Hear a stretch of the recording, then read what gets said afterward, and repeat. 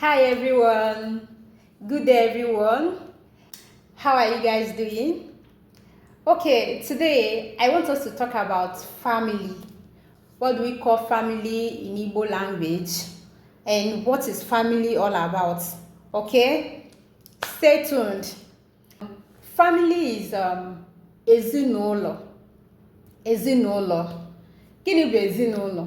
Ezinụlọ bụ nwoke na nwaanyị afụrụ onwe ha n'anya, kpebie na ha ga-abịakọta ọnụ, lụọ di na nwunye, mụta ụmụ, zụọ ụmụ ha site n'ịhụnanya, nyere onwe ha aka, kwụnyere onwe ha n'ụzọ ọbụla dị iche iche, mana mma mana njọ, ya bụ ezinụlọ.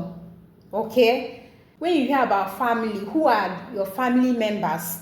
Who and who should you call your family? Okay? Onye na onye bụ ezinụlọ gị? Kedu ndị bụ ndị ezinụlọ gị a na-ekwu maka ya? Ị na-aghọta? Ihe make up ezinụlọ, I have explained that is about two people coming together, agreeing to, marry themselves, support each other, defend themselves, have children, and take care of them. That is the basic explanation of family. All right? Okay. Then there's an ezinụlọ. Inwe ụlọ as a house. You have a n'ụlọ ahụ. Kedu ndị nọ n'ụlọ ahụ? Who are the people in the house? Let's talk about it. Who are the people in the house? Abịa n'ezinụlọ, we have father.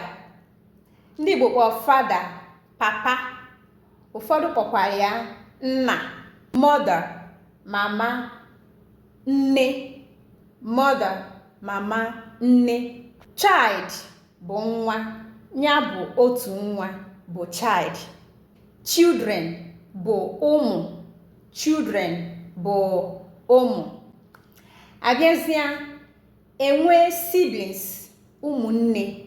Siblings bụ ụmụnne. They are your own immediate family. Okay?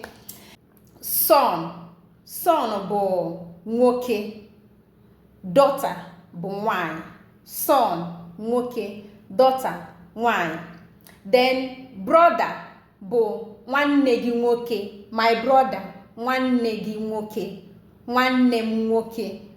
My sister, nwanne m nwanyị, nwanne m nwanyị.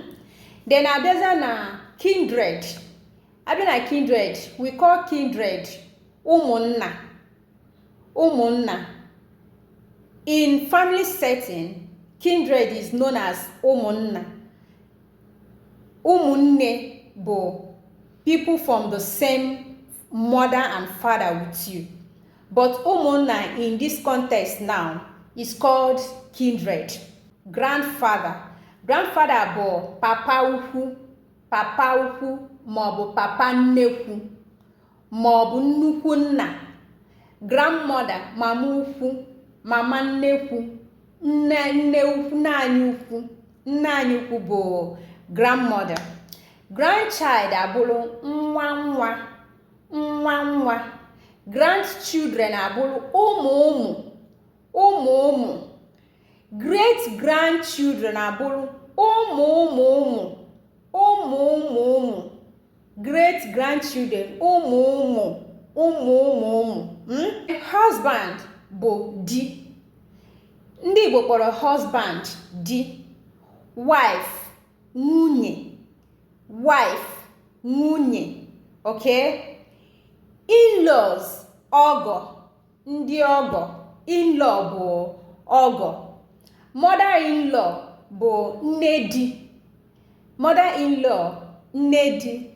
Father-in-law nna di. Father-in-law nna di. Sister-in-law nwanne di m nwanyị. Brother-in-law nwanne di m nwoke. Sister-in-law nwanne di m nwanyị. Brother-in-law nwanne di m nwoke. Step-sister nwa di m.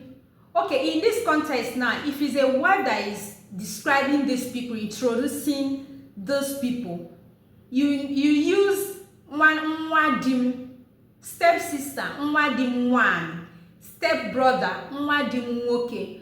But if it's siblings that is introducing themselves, you can't say nwa di m nwoke when you are introducing your half brother. You rather say nwa nna m, onye a bụ nwa nna m, nwa papa m nwoke ma nwaanyị. That is when a sister or a brother is introducing her half brother or half sister. But if it's a wife that is introducing a step sister or a step brother, you use the word nwa di m nwoke, nwa di m nwaanyị. I hope you understand that. Your nephew, your uncle bụ nwa nwanne gị. Okay? Your uncle, your niece, nephew, nwa nwanne gị, ha ncha bụ nwa nwanne gị. Then relative. When you want to talk about relative, we call them ikwu na ibe. Relatives are called ikwu na ibe. You have compound. When you want to talk about compound, ikpo ha ngwuru.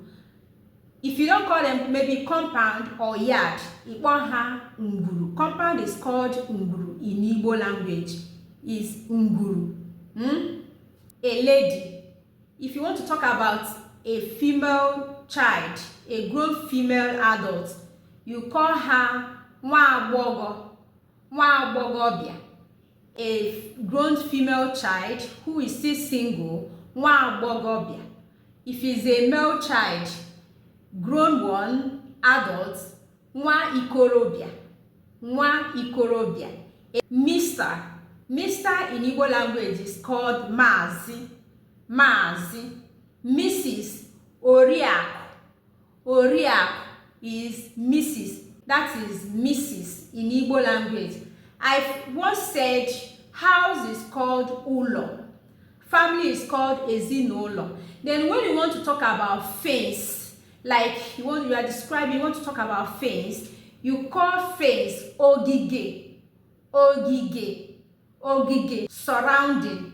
Ikpo ya gburugburu mu, my surroundings, around me, gburugburu mu or okirikiri mu, okirikiri ụlọ anyị, our surrounding, the surrounding of the compound, okirikiri ụlọ anyị, gburugburu ụlọ anyị.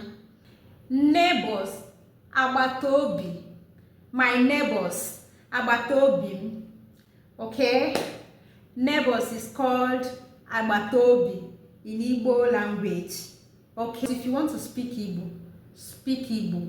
Do not garnish it with English language. Be an Igbo person for real.